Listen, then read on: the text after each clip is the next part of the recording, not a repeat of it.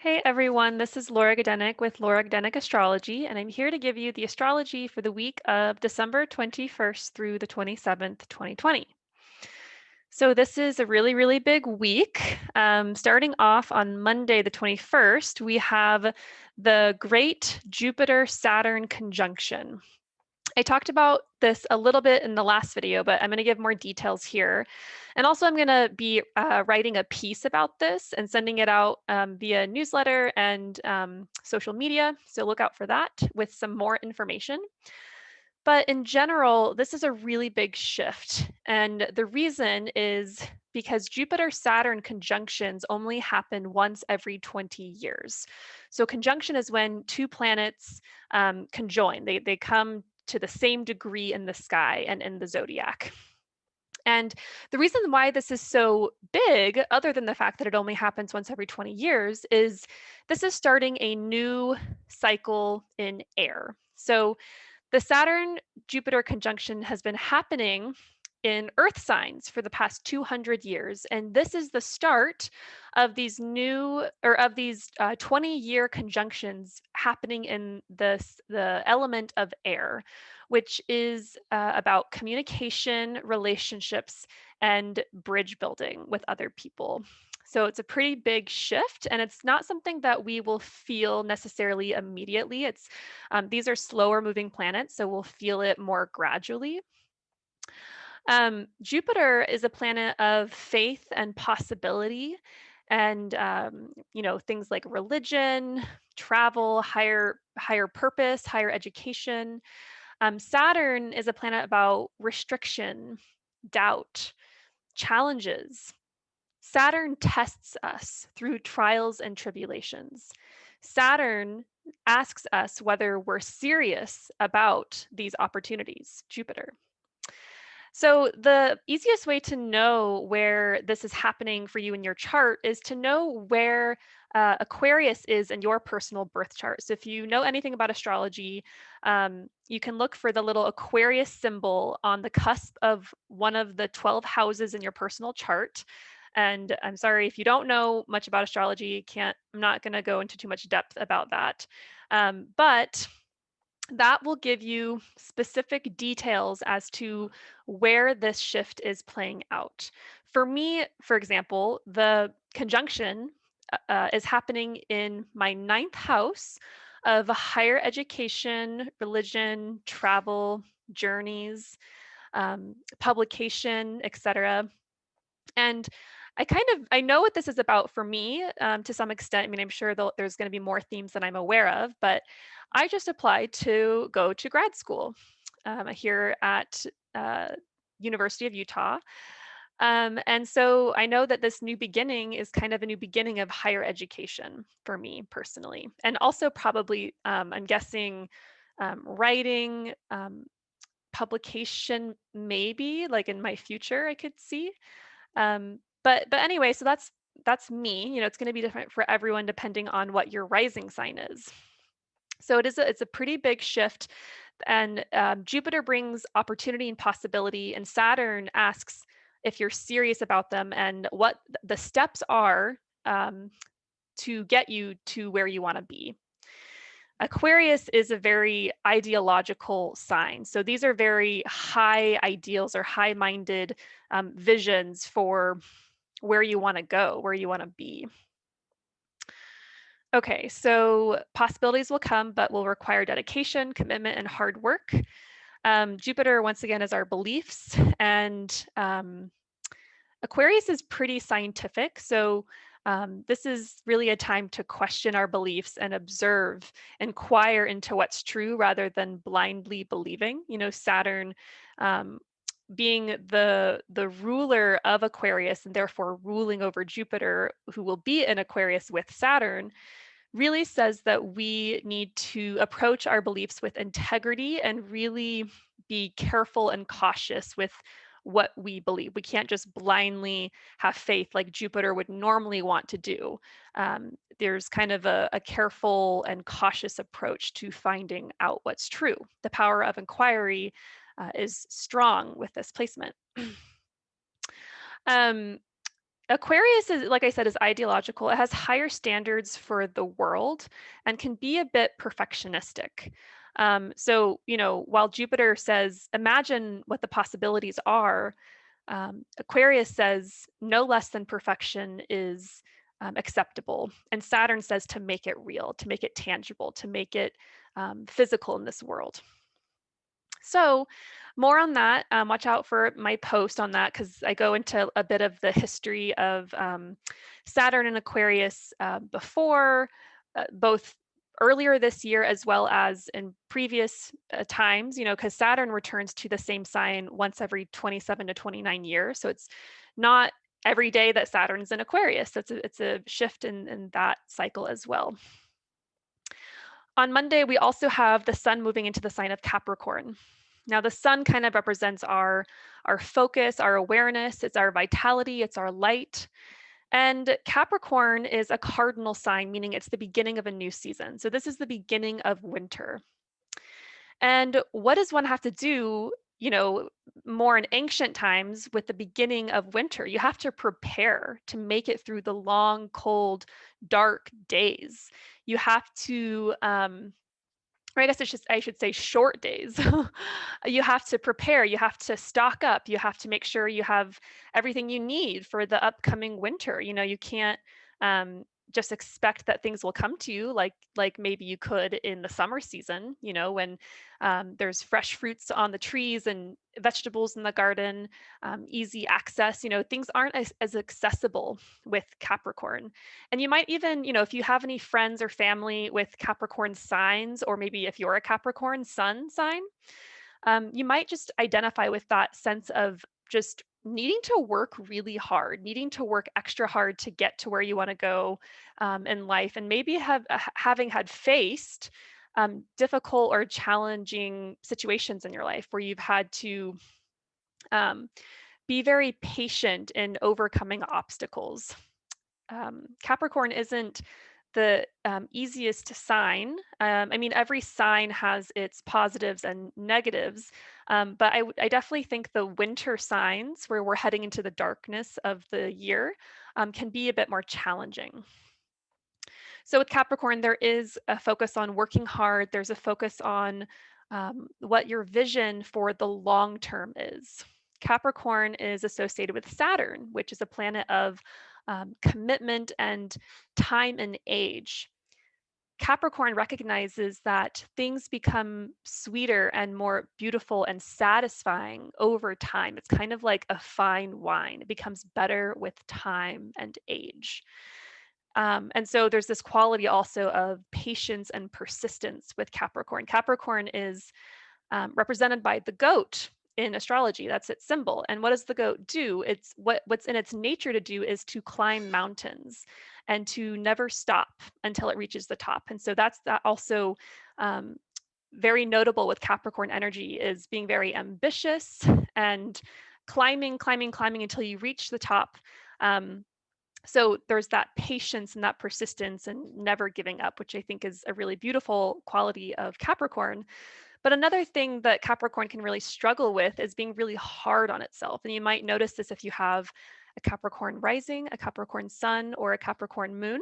You might be extra hard on yourself. And similarly, when we have the transiting sun in Capricorn, there could be that quality of maybe being a little bit too self-sufficient and not asking for help, or just having to endure an uphill battle, so to speak, or just even seeing a long-term vision or goal that you want to begin and start a new venture towards.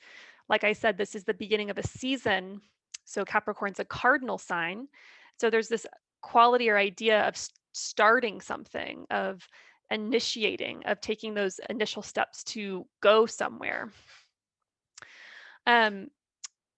Yeah, Capricorn is also pretty traditional. Although, with the sun and other planets traveling through Capricorn, they're going to be coming into a trine with the planet Uranus, which is all about innovation and revelation, revolution. So some of that traditional quality might not be as as noted this time of year, or for the next several years while Uranus is in Taurus, trining the sign of Capricorn. Um, okay, so Wednesday, the 23rd, we have the final Mars-Pluto square.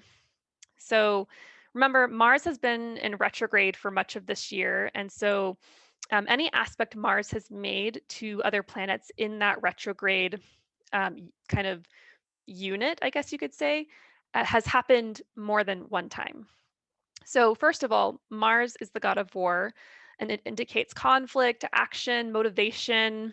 Um, Pluto is also a very powerful um, planetary force, and can also indicate conflict or manipulation or power.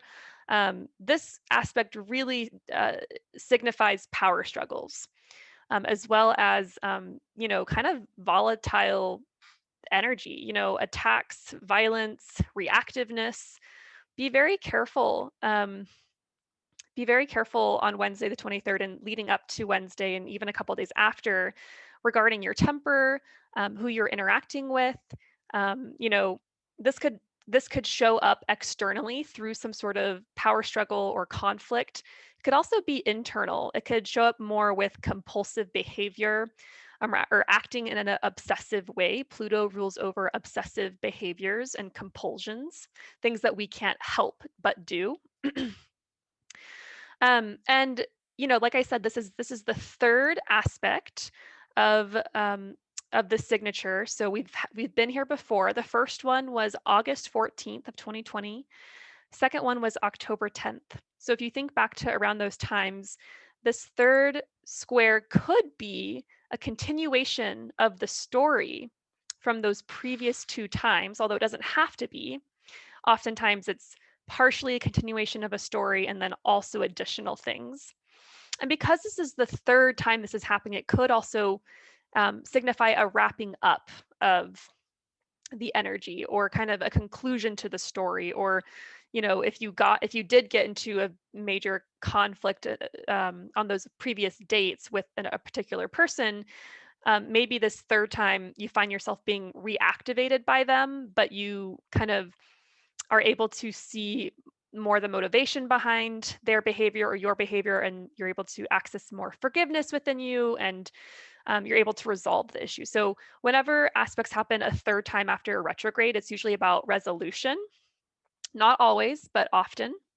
I'll give you an example. So from my life. So back August 14th, when we had the first Pluto or Mars Pluto square, I was with my partner visiting his mom in Colorado, and we were just out swimming by a river, and this random guy just comes up and starts like threatening my partner, and kind of pushing him around, and we almost had to call 911, and it was really scary. It was like somehow he felt provoked by my partner by like a look that he gave them randomly as he was walking by, and he just took it way too seriously, and just got really triggered, and just kind of, yeah, just acted out. So that was pretty scary. So that's an example. Friday the 25th, which is Christmas, we have Mercury and Capricorn trine Uranus and Taurus. Mercury is our mind, how we think and communicate. And Uranus, remember, like I said, is planet of revelation, revolution, innovation, thinking outside of the box. While Mercury in Capricorn might usually be more traditional in terms of its thinking or planning, this is a really great time to think innovatively, to um, to do some creative writing, even, or just kind of mapping out what it is you want to do, what goals and visions you have, and how you might get there. What are some of the possible scenarios or steps you could take? Uranus is very high-minded, and is really about new ideas. Uranus wants to kind of upgrade any other planet it comes into aspect with. So if you have any projects you're working on, or or you want to start working on, this is a great day to outline your vision and kind of creative thinking. This is a very juicy aspect for creative thinking. So, other possibilities are surprising messages may come to you from outside of the blue. There might be unexpected news, most likely positive because it's a trine. Um, the things, surprising messages or unexpected news might not come to you because it's a trine. Usually, with positive aspects, we have to take advantage of the energy. It's not like things will happen to us, which is often the case with harsher aspects like squares and oppositions. So it's just a really great day to take advantage of the creative, visionary energy and um, don't limit yourself um, intellectually. Sunday, the 27th, there's kind of a similar theme because we have the sun making the same aspect, making a trine to Uranus and Taurus. So the sun, is, obviously Mercury is about our mind and communication and messages. The sun is our light, it's our vitality, it's our consciousness, it's our awareness. And Uranus asks us to step up our game and to be authentic and to show who we really are, to show our true selves and all of our glorious weirdness and eccentricities. Um, so, and your quirks and all the things that make you you. This is Uranus is really asking the sun, our awareness, our consciousness to show itself, to celebrate in all the ways that we're different from each other and that where we're abnormal even. Uranus can often be denoted in a birth chart as representing where we have our creative genius, where we have a creative genius where maybe other people don't have it. It's kind of can um, showcase where we are especially intelligent. So really think about that. How are you especially intelligent, or what gifts and um, what are your gifts? Where is your genius, and how can you showcase this on Sunday the 27th and the days following up to that, and and the days following that? And it's not like this is a great question for just every day, not necessarily only on the days that the sun trines Uranus, obviously, but it's just the energy is especially potent on Sunday the 27th. And the energy is just available. You'll be supported basically in showcasing your true self, being authentic, accessing what you're good at, where your genius is, and maybe even utilizing those skills for other people, for your future, for what it is you're trying to do with your life or how you want to show up in your life. So that's the astrology for the week. I would love to hear how the week goes for you. If you feel like commenting, sorry about there was like a little noise earlier of a notification coming up on my computer, so I apologize. But please leave a comment and let me know how the week goes. And I will be back next week for another update. All right, have a good week.